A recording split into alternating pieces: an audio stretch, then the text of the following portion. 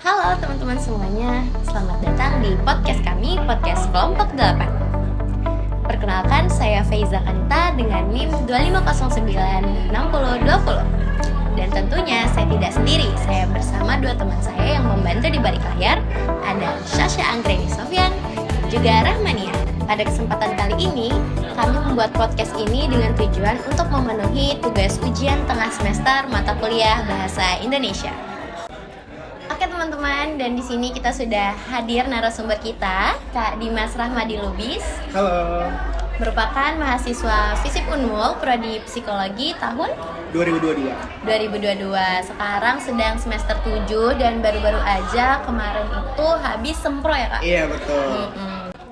Oke Kak, kita langsung aja ya. Pertama-tama aku mau tanya dulu nih, judul skripsinya Kakak itu apa? Judul skripsi aku tuh judulnya Sembuh dengan Senyum, Hubungan Kebahagiaan dalam Menumbuhkan Forgiveness pada Individu yang Dibesarkan dalam Ketidakharmonisan Keluarga. Jadi memang kayak skupnya adalah orang-orang individu yang dia dibesarkan di rumahnya tuh keluarganya nggak harmonis gitu. Wah, keren banget ya teman-teman ya, dan sedikit berat sih ya. Oke, kita langsung nih. Apa langkah pertama yang kakak lakukan untuk menemukan topik skripsi tersebut? Oke, untuk langkah pertama pastinya kita harus punya dosen pembimbing dulu nih. Nah, habis kita punya dosen pembimbing, nanti kita bakalan bimbingan atau sharing lah, sekedar sharing sama dosen pembimbingnya. Nanti kayak dosen pembimbingnya yang bantu kita buat nentuin mau fenomenanya apa, variabelnya apa, terus juga mau subjeknya siapa. Nanti dari bimbingan itu kita bisa punya referensi yang akan nanti dikasih dosen pembimbing kita untuk kita bisa cari fenomena di sekitar kita tuh apa gitu. Oke, berarti harus punya dosen pembimbing dulu ya. Betul. Oke, dalam pembuatan skripsi tentunya itu ada topik, tema, dan judul. Nah, menurut kakak itu perbedaan spesifiknya aja nih dari ketiga unsur tersebut apa?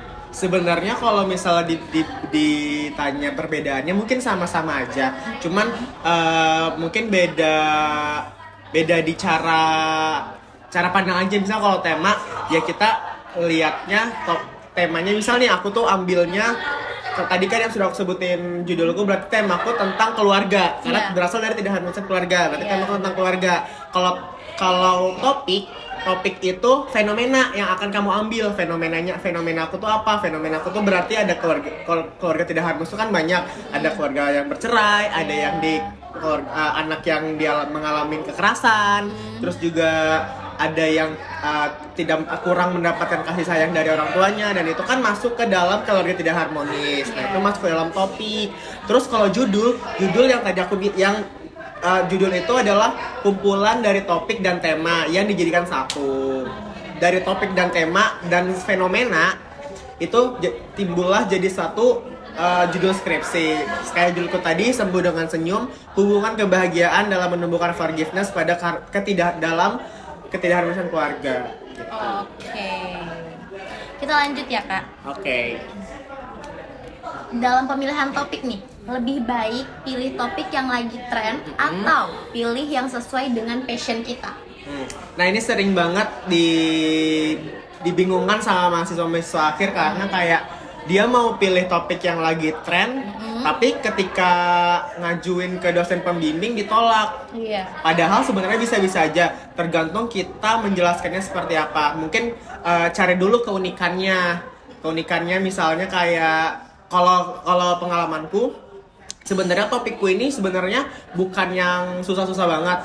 Sudah banyak juga jurnal-jurnal yang menerbitkan. Tapi kebanyakan itu topiknya adalah, kalau variabel X ku tuh kan variabel X ku tuh kebahagiaan, variabel Y-nya forgiveness. Sedangkan kalau di jurnal-jurnal banyak yang sudah diteliti itu kebalikannya. Jadi variabel X-nya itu adalah forgiveness, variabel Y-nya adalah kebahagiaan. Jadi pas aku kemarin itu konsul dan aku searching di jurnal, di Google Scholar, di Scopus, di pokoknya tempat buat nyari jurnal lah. Nah, itu tuh memang kebanyakannya adalah hubungan forgiveness dalam menumbuhkan kebahagiaan. Dari situ kayak, apa aku balik aja ya? Kan belum ada nih penelitian yang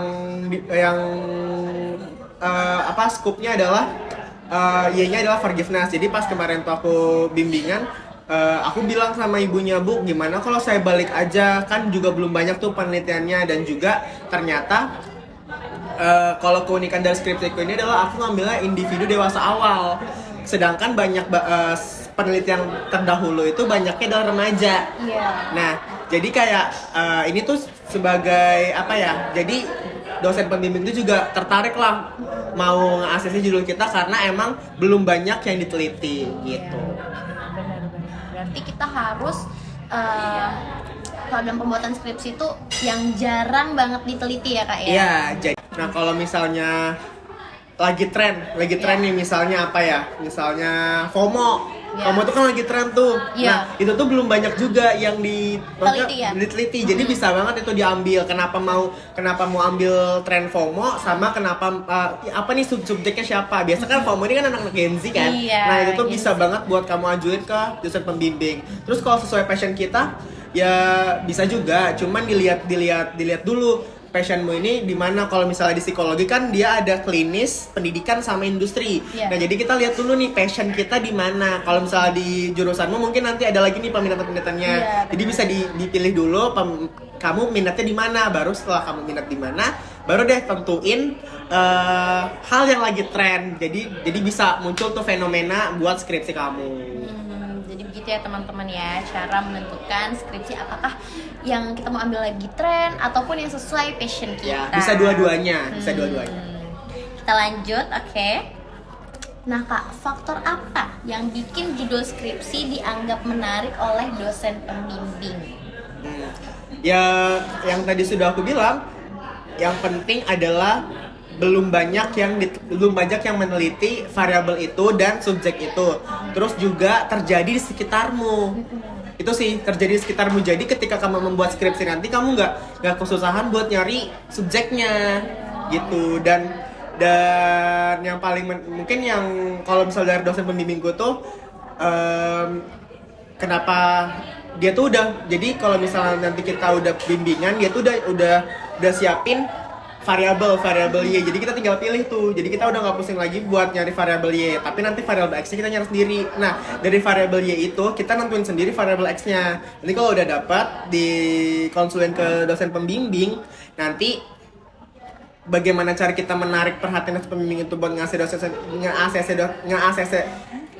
judul kita adalah dengan alasan yang bisa masuk akal gitu. Misalnya kayak kalau aku kemarin tuh, karena alasanku biar menarik adalah aku bilang kalau teman-temanku tuh banyak yang berasal dari keluarga tidak harmonis. Jadi ternyata aku cerita ke ibunya, ternyata mereka itu, Bu, kalau misalnya lagi main di luar, lagi nongkrong, lagi jalan, ternyata mereka bahagia-bahagia aja. Tapi ternyata di balik itu banyak dendam atau trauma lah dari keluarganya gitu. Jadi kayak ya itu jadi alasanku buat menarik perhatian dosen supaya bisa ngasih judulku gitu sih. Berarti diambil dari fenomena-fenomena yang terjadi di sekitar kita. Berarti nggak perlu teman-teman mikir yang jauh-jauh banget ya kalau mencari fenomena untuk skripsi itu ya. Cukup kita bisa melihat, menganalisis yang terjadi di sekitar kita. Apalagi kan kalian pasti tiap hari pegang HP kan, pegang HP, lihat sosmed, scroll TikTok, scroll IG, pasti ketemulah fenomena-fenomena apa sih yang bisa dijadikan topik skripsi gitu. Jadi sebenarnya nyari topik skripsi itu nggak susah, cuma tergantung kita mau pilihnya yang mana. Begitu. Iya. Oke Kak, satu pertanyaan lagi ya. Apa sih tips and trik supaya skripsi kita itu bisa cepat selesai? Nah, aku ya skripsiku belum selesai ya, sudah ditanya tips and trick. Siapa tuh kan sudah menyusun, punya perencanaan nih target-targetnya. Iya, kalau perencanaan sih sudah. Alhamdulillahnya aku tuh punya dosen pembimbing yang bertimeline. Jadi kayak aku tuh ngikutin timeline dosen pembimbingku. Jadi nggak keluar dari timelinenya. Misalnya nih, ibunya udah nargetin minggu ini bimbingan 1, minggu depan bimbingan 2, minggu ketiga kita ACC sempro ya. Jadi dia udah ngasih timeline nih buat kita cepat sidang gitu. Jadi kayak ada deadline-nya gitu. Iya, ada deadline. Nah, kalau misalnya dosennya nggak kayak dosen pembimbing gue, kalian bisa buat jadwal perencanaan gitu di HP, kayak deadline apa ya namanya ya? itulah pokoknya kayak deadline kalian di handphone gitu kan. Kalian Deadline sendiri iya, lah misalnya nih istilahnya, minggu kan. pertama kalian mau ngapain, mau ngerjain bab 1 gitu, mau ngerjain bab 1 minggu pertama selesai bab 1 bimbingan. Nah habis itu minggu kedua kalian buat bab 2, nanti bab 3 di minggu ketiga, nanti bab keempat kalian bimbingan tuh buat selesai. Nah gitu, jadi punya apa ya namanya, punya timeline sendiri buat target kalian nih, minggu ini harus selesai bab 1, minggu ini harus selesai bab 2. Kalau misalnya terlalu berat ya udah sehari 1 lembar, sehari selembar, kan sehari selembar juga nggak yang seberat itu ya. Gitu sih kalau aku. Dan aku sebenarnya aku nggak munafik, ngerjain skripsi itu emang malas banget. Berat ya rasanya ya. Berat sih, nggak, lebih ke malas bener-bener. Melawan Oh Tuhan, malas. kayak mau buka laptop aja, mau buka file skripsi itu Mual. kayak pas mau buka, nanti aja lah, ada lagi distraksi yang lain. Sama cari teman, itu penting banget, cari teman untuk ngerjain skripsi bareng, karena motivasinya jadi bertambah kan. Misalnya ayo kita skripsian barengnya di kafe mana gitu. Oh iya ayo berdua bertiga, nanti kan kalau misalnya ngerjain skripsi bareng kan kelihatannya kayak, oh aku nggak pusing sendiri, teman-temanku juga pusing nih ngerjain skripsi, jadi kayak ngerasa aku pusingnya nggak sendirian. Jadi kayak cari motivasi di luar, cari teman buat nggak pusing sendiri, karena kalau misalnya kalian pusing sendiri, stres sendiri tuh nggak akan selesai. Nah kalau aku kan tipikal orang yang nugas itu nggak bisa pusing sendiri ya di kamar. Mungkin ada juga tipikal orang yang Bisa menyendiri di kamar iya, gitu menyendiri ya, di kan? kamar nugas tuh bisa. Cuma untuk aku yang nggak bisa itu, aku selalu ngajak temanku buat ke kafe buat ngerjain skripsi, supaya kayak bisa brainstorming bareng lah, bisa tukar pikiran. Misalnya kayak aku latar belakang udah buntu banget nih, gini, apa ya saran gitu, nanti bisa kebalikan tuh, jadi kita saling memberikan kritik dan saran gitu. Iya, Jadi benar. skripsimu bukan cuman dikritik sama dosen, tapi dikritik sama temanmu sebelum sampai ke dosen. Jadi lebih lebih komplit gitu lah pas sudah sampai ke dosen pembimbing gitu. Jadi kayak intinya cari teman. Cari teman supaya nggak stres dan bisa brainstorming bareng-bareng. Kalau udah capek, stop dulu, istirahat, healing dulu, makan enak kah, pulang kah dulu ke rumah. Nanti kalau udah stresnya udah hilang, balik lagi sama Rinda, baru ngerjain skripsi lagi. Itu sih, karena kalau terlalu dipaksa, yang capek bukan cuman badan kita tapi otak kita. Gitu. Ini termasuk juga menjaga mental kita ya? Iya, Menjaga karena mental sama skripsi. karena selama skripsi paling mental tuh up Naik down turun ya. kan, naik turun. Jadi apalagi banyak banget yang misalnya kayak apalagi orang nih skripsi ambil kerja, banyak banget kan itu Iya. fenomena yang orang yang udah semester akhir dia ambil kerja sama skripsian. Nah itu tuh Stres banget ya gak sih? sudah stres banget, pasti skripsinya terbengkalai. Iya. Karena apalagi dia udah nyaman di kerjaan, kayak nanti aja lah skripsian. Nah Itu salah satu penghambat iya itu kelulusan penghambat sih. nih, nggak Tapi sih? kalau misalnya dia bisa bagi waktu, kenapa enggak? Ya kan? Iya. Nah gitu sih. Jadi tergantung dari kita sendiri. Mau cepat lulus atau mau lama-lama di kampus atau jadi rotor kampus, ya kan? Kembali lagi ke motivasi diri masing-masing.